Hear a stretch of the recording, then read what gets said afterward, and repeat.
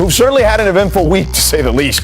On Monday, reports surfaced that Luka Doncic is being unhappy with Bob Voulgaris and his role in the front office. On Wednesday, longtime general manager Donnie Nelson parted ways with the franchise. Then yesterday, Rick Carlisle left the organization after 13 seasons and leading the franchise to its only title back in 2011.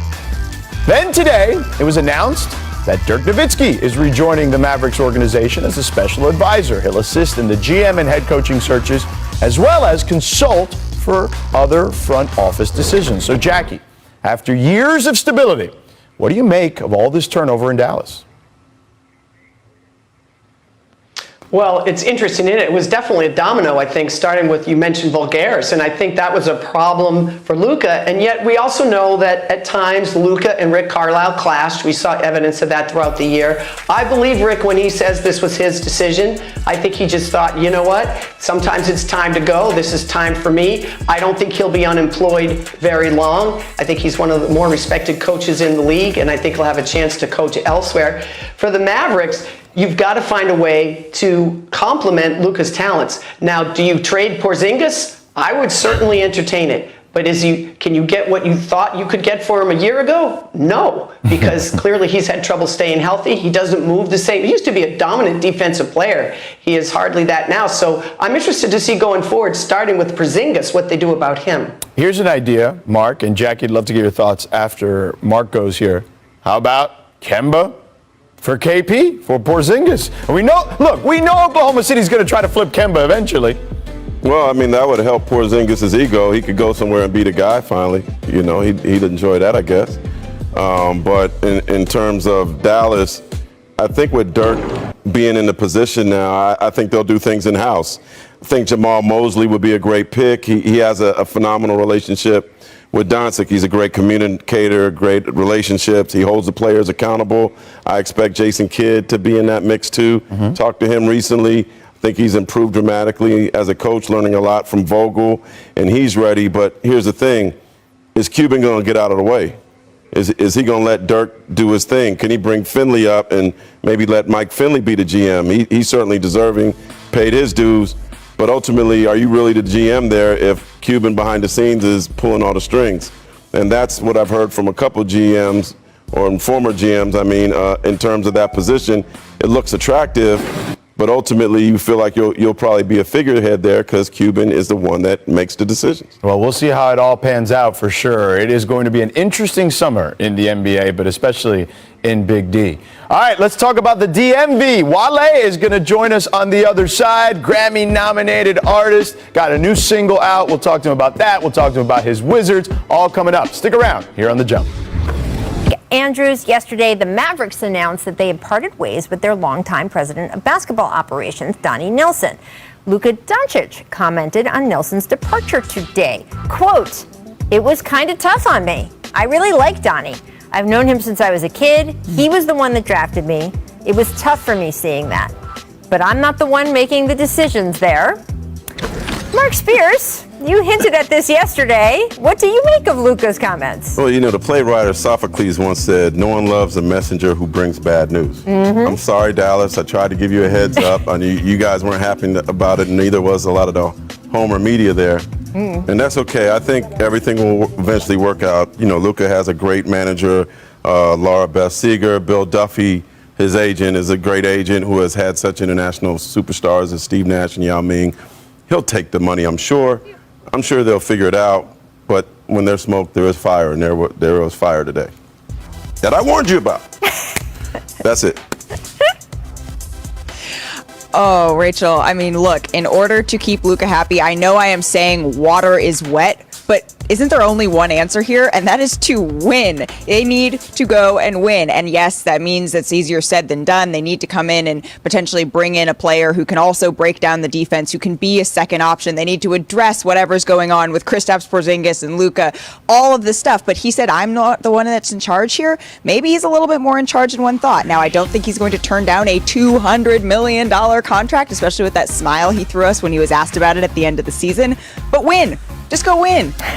Well, look, yes, he will sign the extension. We keep saying that. No one's trying to take him, quote, out of Dallas or any of that. No. But clearly there needs to be a little bit more buy-in. And I always think it's actually very smart of organizations that take their star players' opinions into account. It does not mean that they're running the franchise or the balance of power is run amok. It means that if you have buy-in from them and they are part of the decision-making process, they are then partly responsible for what happens and then less likely to flee or want to flee later. So since I believe that Luka Doncic is in Dallas, maybe even for good, like Dirk Nowitzki, bring him into the fold in the front office now. Let him help make some of these decisions. We'll see if it happens. Thanks, guys. We'll see you tomorrow. Bye, Hoss. Move on to...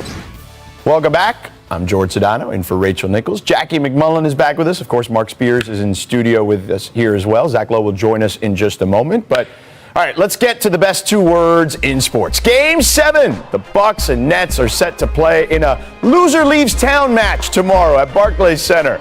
So, Mark, I'll start with you. Who has the edge entering this particular game? I kind of alluded to it earlier. I should have waited to talk about this, but man, KD in Game 7s is amazing. He's played in 4 of them, averages 33 a game. He's had 40.5 points the past 2 games. I expect him to be special. I think Jay-Z and Beyonce probably be in the house. It's going to be an electric atmosphere with the Nets, and certainly emotional night for some of their longtime fans. I guess they have some longtime fans, right? To get the Nets to a place they haven't been since Jason Kidd and Kenyon Martin were around. So, no, I expect KD to lead them there. Jackie? So I'm just trying to calculate how many points Jay-Z and Beyonce are worth, Mark. What do you think? I'm not sure. Extra Excitement 5, points. 6 points. No, but your point is a good one. The atmosphere is going to be electric there. And someone we haven't mentioned, Joe Harris has had an up and down series. He strikes me as a guy who is the leading 3-point field goal percentage shooter in the NBA this year. I think he's going to come up big in this game, in Game 7, because as great as KD was, that 48-minute performance is one I'll never forget. You can't ask him to do that again. He needs a little more help. I think he's going to get it. Jackie, let me ask you this. How much pressure is on Giannis right now? Because we've talked about some of their playoff failures in the past, but we've seen a lot of these guys, right, where sometimes they rise to the occasion. We saw Paul George do it the other night in the situation without Kawhi. But Giannis is a different level. We're talking about a guy who's a 2-time MVP. What kind of pressure is he feeling going into this game? Well, I'm sure he's feeling a tremendous amount, and I feel for Giannis in this regard. We talk about Kevin Durant. Kevin Durant's the most versatile player in the game today. He can beat you a whole bunch of different ways, off the dribble, from the three-point line, driving to the basket. Giannis is a big man, and we've already established that he needs to do all his damage in the paint. It's a lot harder to dominate a game when you're playing a power forward position like Giannis is and asking others to help get you the ball in the right spot. And so I think there's a tremendous amount of pressure on him. But I will ask you guys this question. If they lose to the Brooklyn Nets, is that a colossal failure? What do you think, Mark? A really, really talented Brooklyn Nets team? Is that a colossal failure? Kyrie's not there, and James Harden isn't 100%, so yes, I believe so. And they're healthy. Yeah. Right. I mean, they're missing Okay. Dante DiVincenzo, but their big 3 is healthy. And I got a question, too. Okay. Do we have a signature moment for Giannis? This can be it. Yeah. And I can't think of one. Maybe a Hall of Famer knows better. I can't think of a signature moment for him in his career. This is his opportunity. Knock off KD, knock off the Nets in Brooklyn, get the Bucks to the East Finals. We'll remember this about Giannis, maybe a breakthrough moment in his career.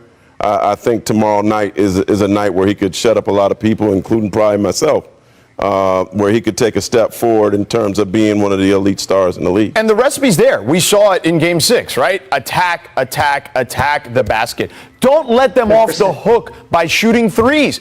It's not your bag, man. Like, just go out there and do what got you those MVPs. Because the minute you take a 3 when you're Giannis, Brooklyn's like, whew, thank God he did that. So don't do that. Just put the pressure on them. So true.